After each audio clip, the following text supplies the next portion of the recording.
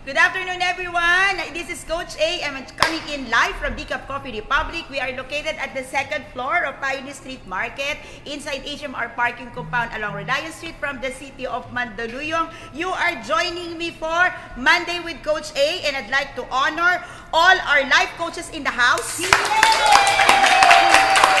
Really. Diba, all the way from Malaysia, would like to welcome back our very own Coach Mike Celis. Very proud.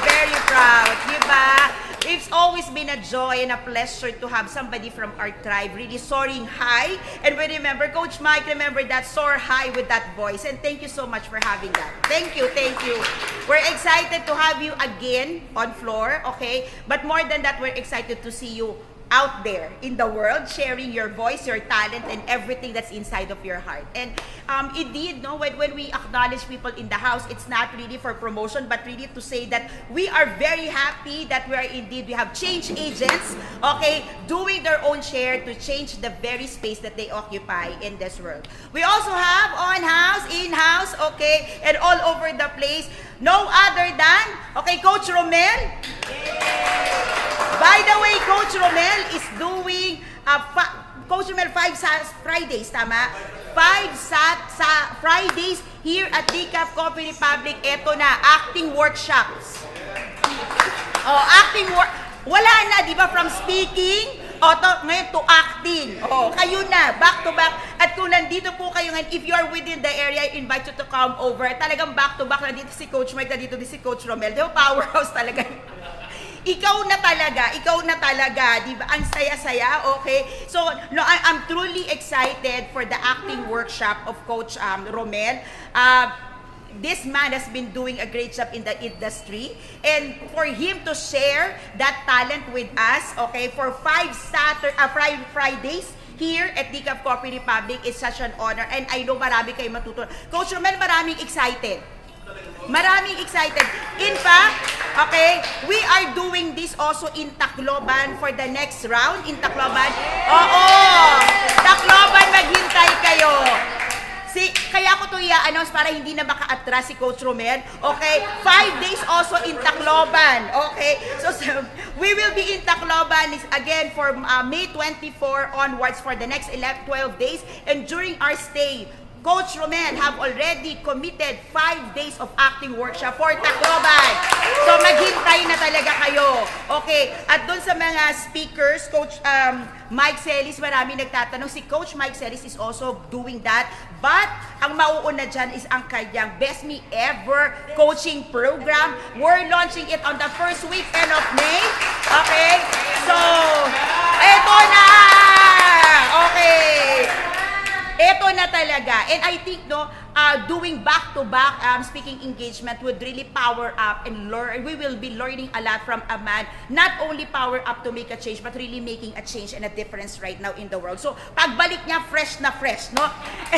And really, the beautiful part of this coaching program ni Coach Mike is Best Me Ever, ibig sabihin nun, best version of you. Hindi best me, best Mike. It's best me ever, meaning the best version of yourself. So, it's gonna be running like 4 weeks. Tama, Coach Mike? 4 weeks siya, and back-to-back nun, merong coaching sessions on floor. Ang ganda nun. You're gonna be working with really the real people. Coach Mike will also be supported by certified life coaches of the Life Coach Training Institute. So it's gonna be like a powerhouse.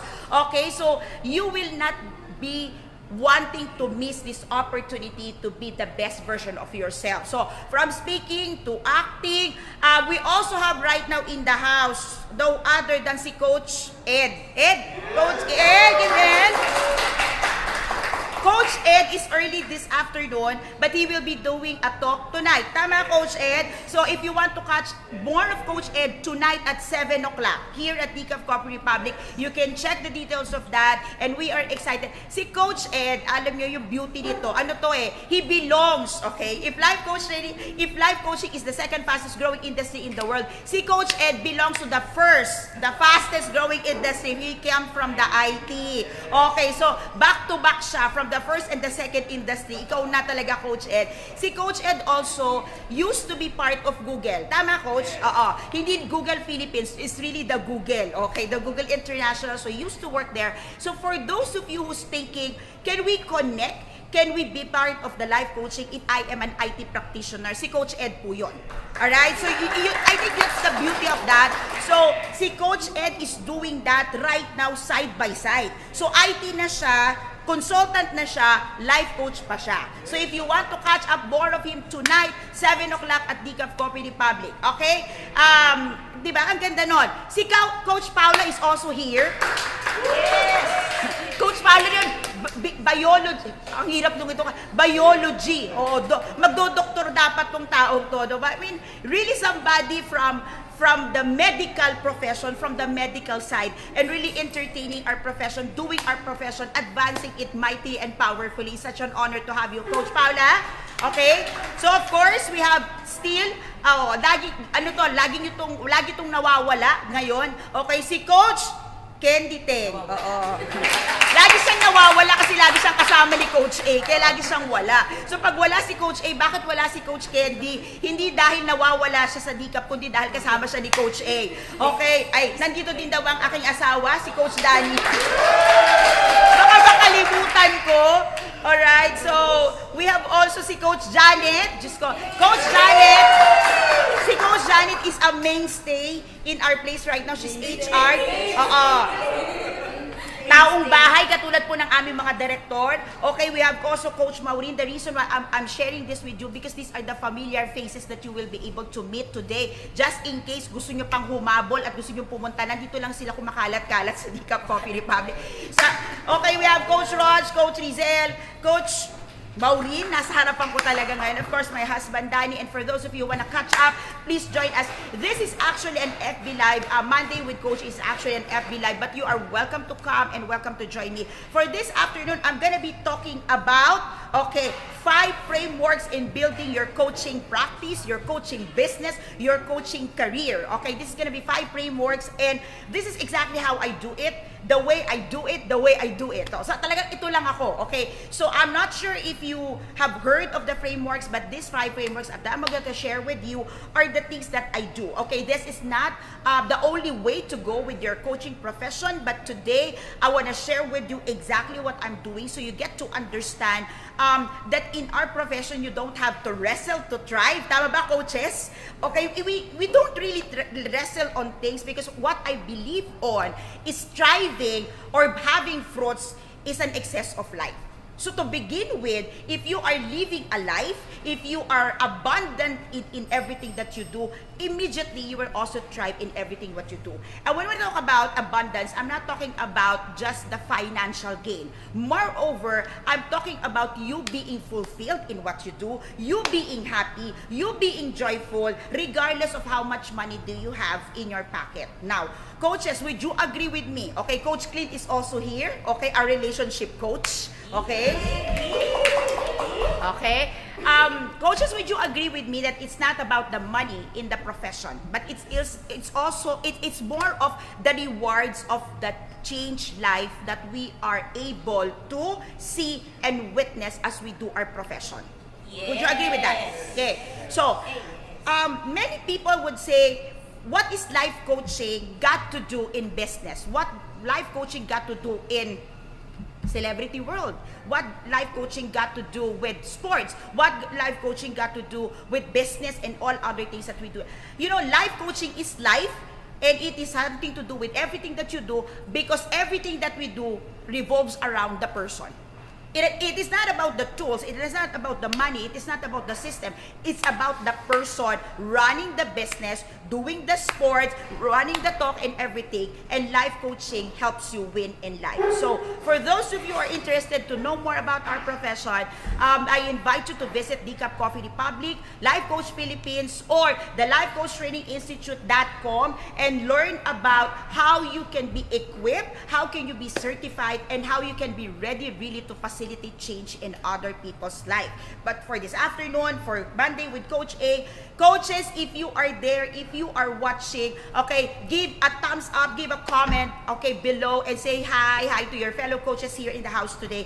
And share it in this talk to your timeline. So just in case you want to get back to this later on in life, you can easily access it. We will also upload this in Coach A YouTube channel. So just in case you want to watch on an HD version later on, you can do so. Now, let me begin with framework number 1. Okay, coaches in the house, if you're here and if you're online, okay, as I go through the topic, I would appreciate if you could really comment below, okay, and share your experience in each of the frameworks. Because I believe if you are practicing coach today, if you are doing your coaching profession today, all of the 5 frameworks you are presently doing, all right? And it will help our viewers, it will help our fellow coaches. If they will hear from you, they will know from you how are you working on these frameworks. Again, these frameworks is what Coach A is doing, and I am sharing this to all my fellow coaches, even if you are not from the institute, if you are a coach right now, if you are certified online, if you are certified by the other institute, and you are challenged to start with your coaching profession, this talk is for you, okay? This FB Live is for you. Let me begin. Framework number 1, attraction. Okay, coaches, what are the things you do to attract people? I am one person who does not believe on pursuing clients. I believe on being attractional so that your clients finds you. Now, when we pursue client, we are limited to the people whom we believe we can change, whom we believe we can help to change, people whom we believe we can affect in life, people whom we believe we can influence.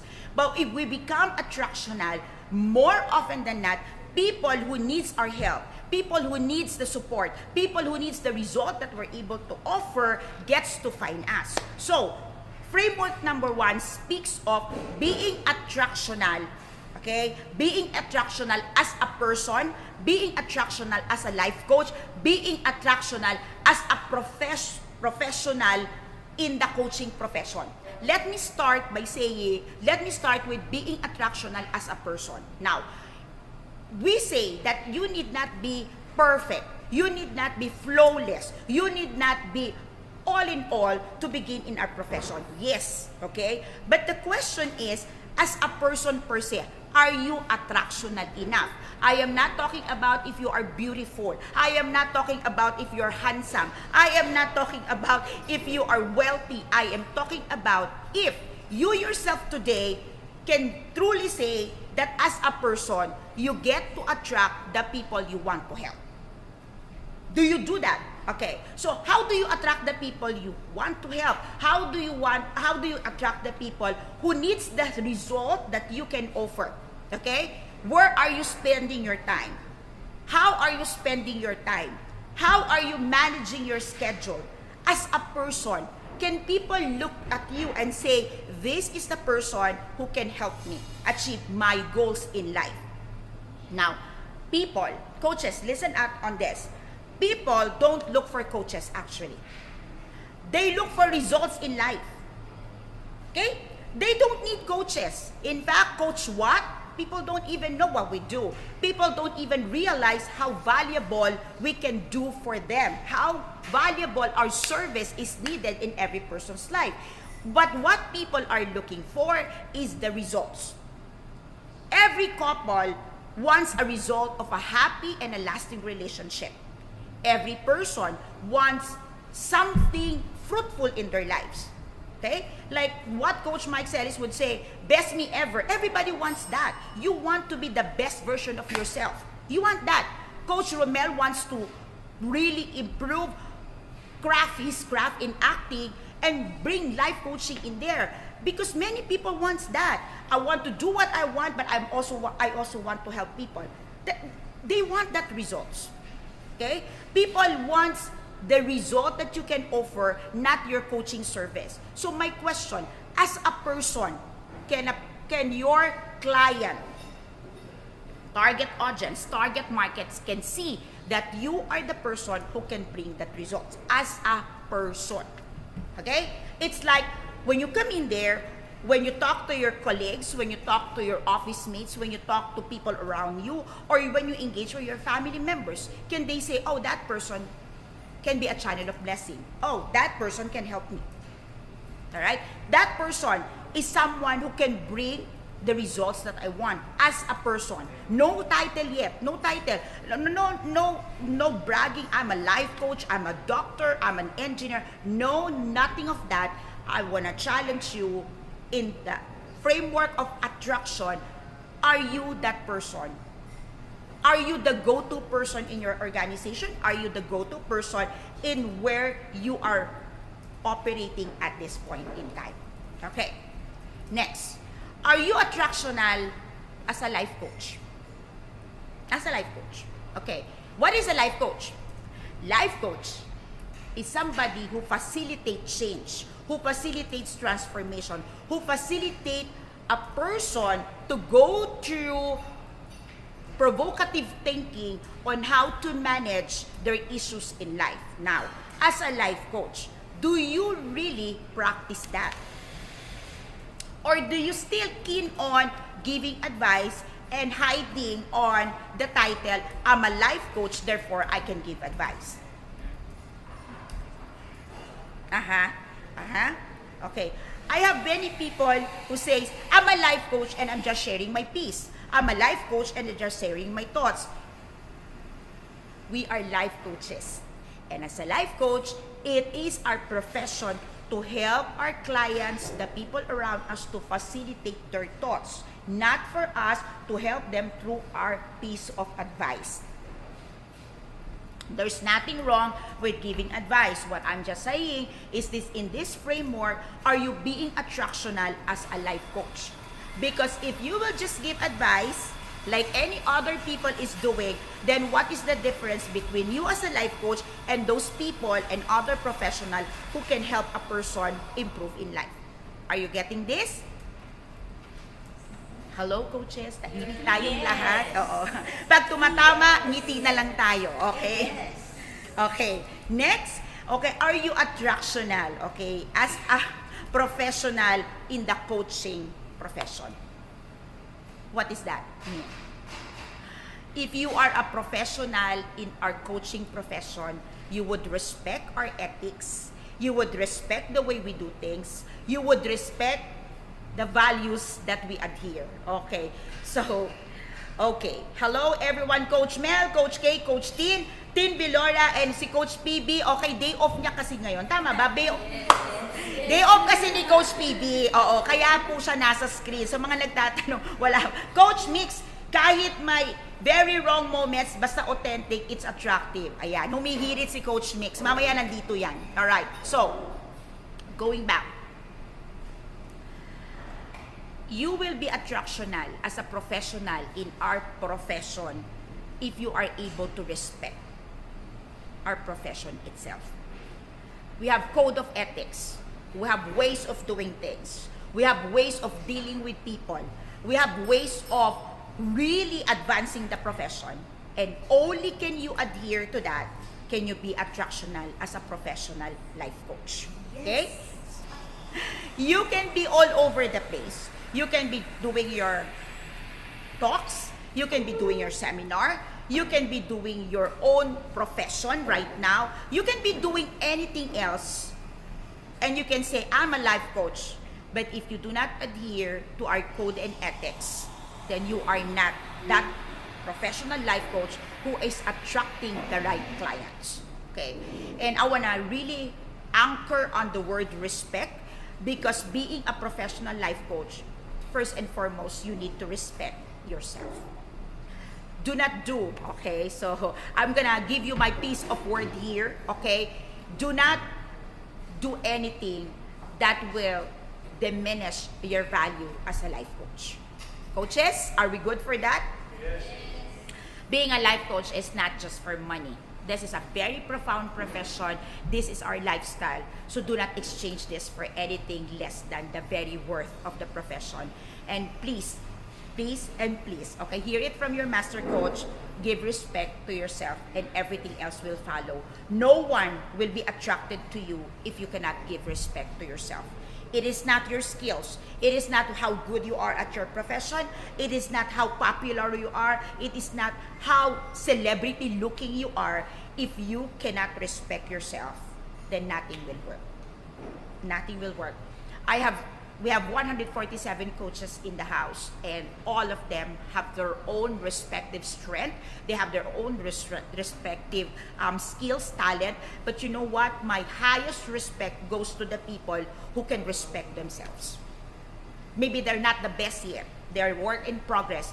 But those who can respect themselves, you have my highest respect, my highest honor, and you know that I will always support you so long you know how to respect yourself, because that what makes our tribe attractional. We don't settle for anything less than what we are capable of doing, not because we want money, but because we know our value and we put respect to that value. Good? Okay. Framework number 2, engage. Now, engagement, really, the most important part of this is, where do you engage? So I'm asking about your place of engagement. Where do you do your coaching practice? Okay? Where do people see you? Where can people reach you? And where do you serve people? Okay? If you want to be effective, if you want to build a successful coaching business, people should know where to find you. People should know where the place of engagement will be. People should understand the market that you're reaching, where they can reach for help whenever you are needed. Okay, here's the thing. Most of our effective, practicing, and experienced life coaches are all busy individuals. Can you agree with me? Yes. Okay, these are people who've got their own businesses. These are people who've got their own works. Okay, but of course, we've got few, okay, which I'm very proud to have, okay, who are full-time. We have Coach Kay Sabala, we have Coach Tin, soon, okay, si Coach Tin, Christina is also full-time, but she's doing a business, but she's now concentrating and doing also something in our in coaching. We've got Mommy Bell, we coach Mel, soon to be Coach Sean, and there are people, Coach Paula is also looking at that. And there's a lot of coaches looking into a full-time service, doing life coaching full-time. But even if you are not doing coaching full-time, all right, the place of engagement will define really the success of your coaching practice. You can't do coaching just anywhere as you want it, okay? You need to define it, and you need to make it available to the clients or to the people you're reaching out. And you need to make it, okay, available to people that who cannot reach you personally. That's why we are able to do coaching virtually. We can do coaching Skype, okay? We can do coaching via Zoom, okay? But the point of setting your framework on engagement is that it should be available to your client. It should be like, if you are reaching OFW, then you cannot say that I will do my coaching here at Decaf Coffee Republic, because obviously they're out there. Therefore, your place of engagement will be virtual. So you have to set the time, the days of your availability. Okay? But if you're doing it local, okay, Coach Mike, Coach Romel, where do you do your coaching? Sorry. Where do you do your coaching services? Well, usually I would visit them in their respective offices. Offices. Coach Mike? Coffee shop. Okay. So coffee shop. Coach Paula?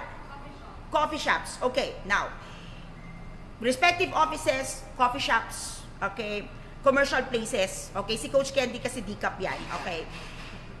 My tip, okay, my tip, not in the house.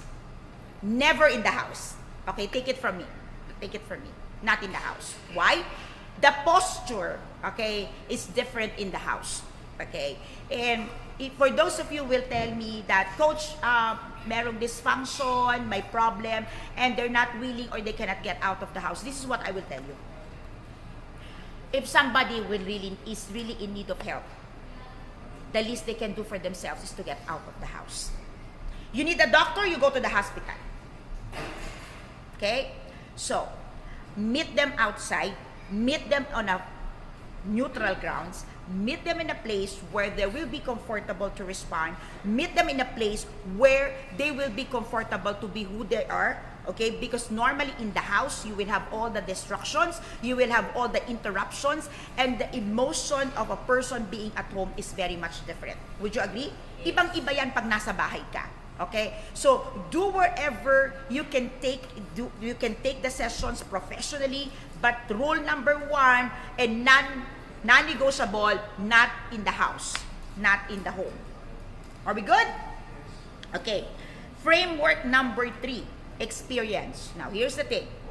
In this framework, what you need to build is how will your potential clients get to experience what you're offering.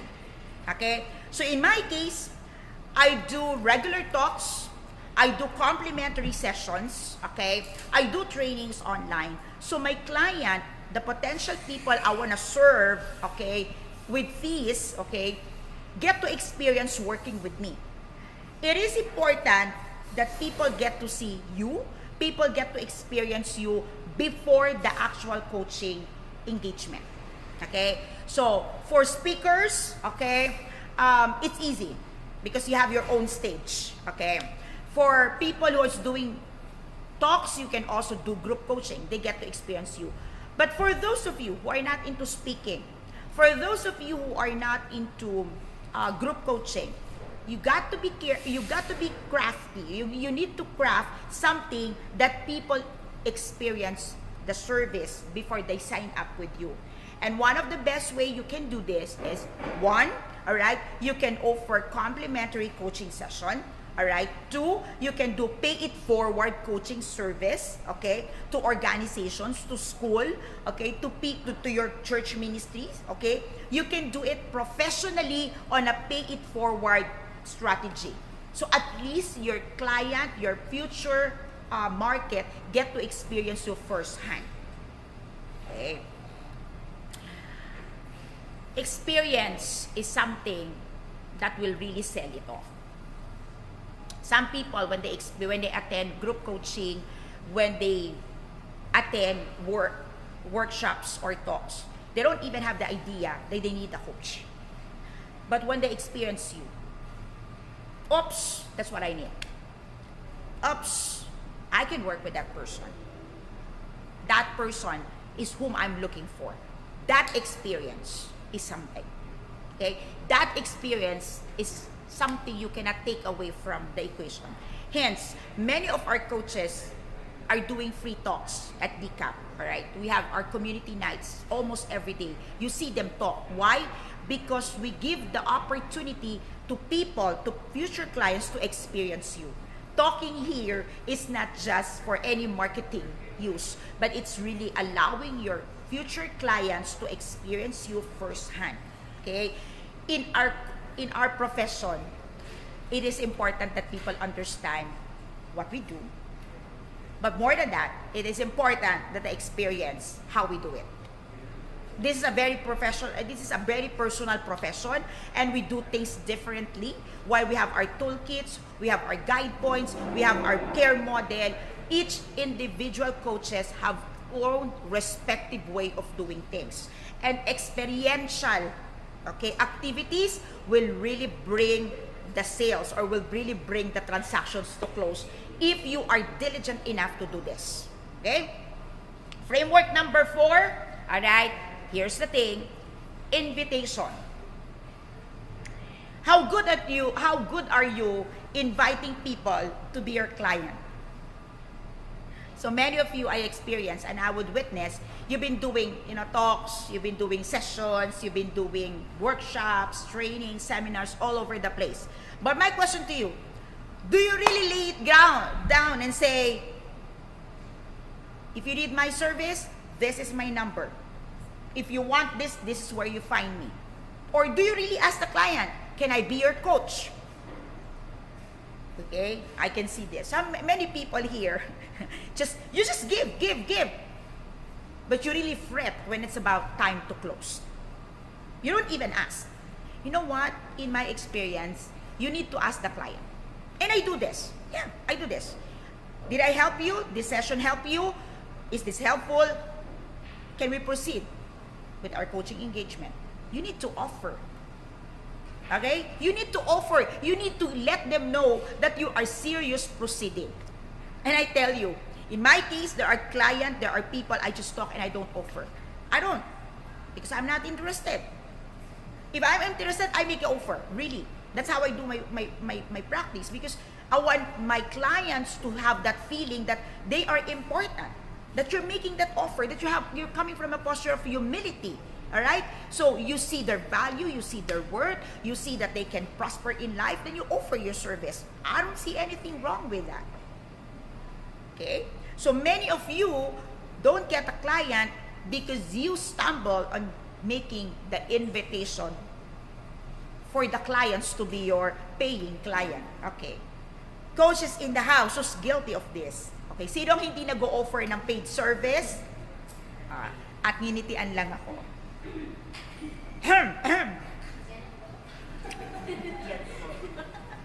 Okay. You know, entering into a paid sessions or paid engagement is really allowing and giving our clients the opportunity to make a firm resolve and commitment to a coaching package. And that will help them even more. Okay?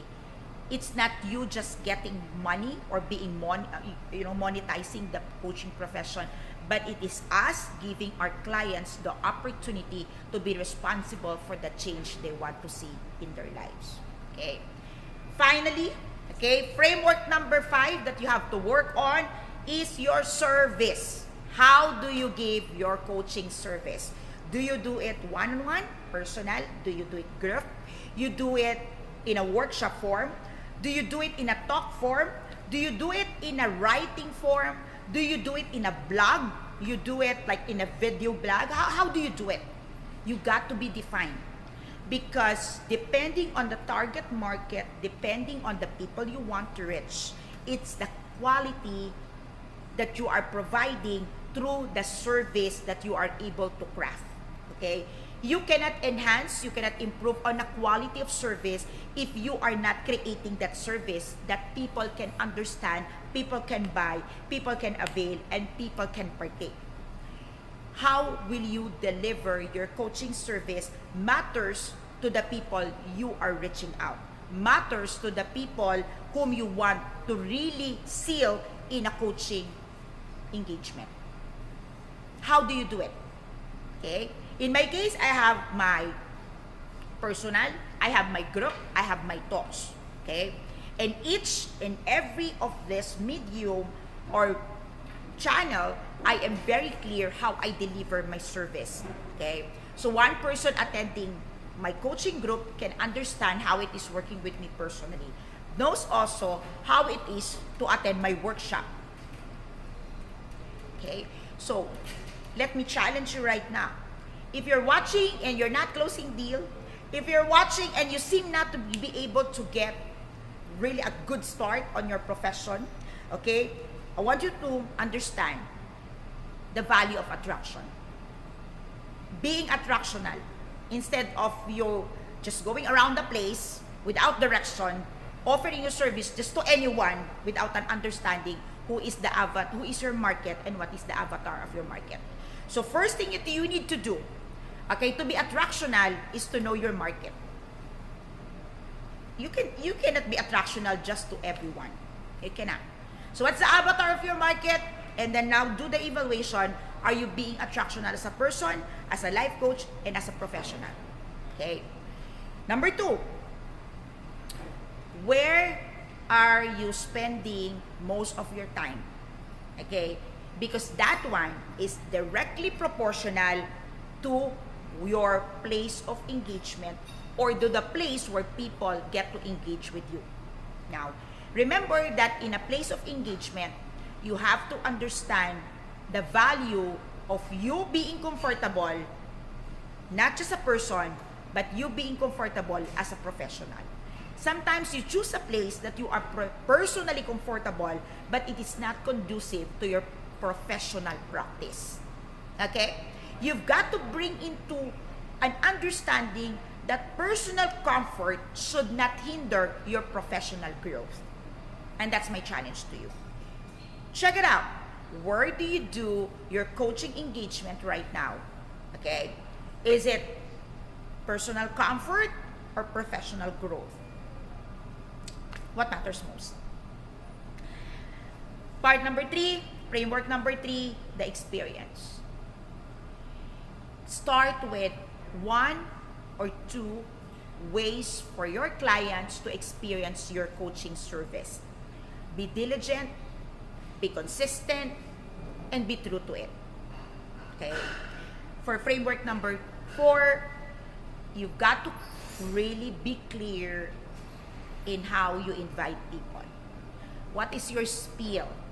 Okay? What is your strategy? How do you really invite them?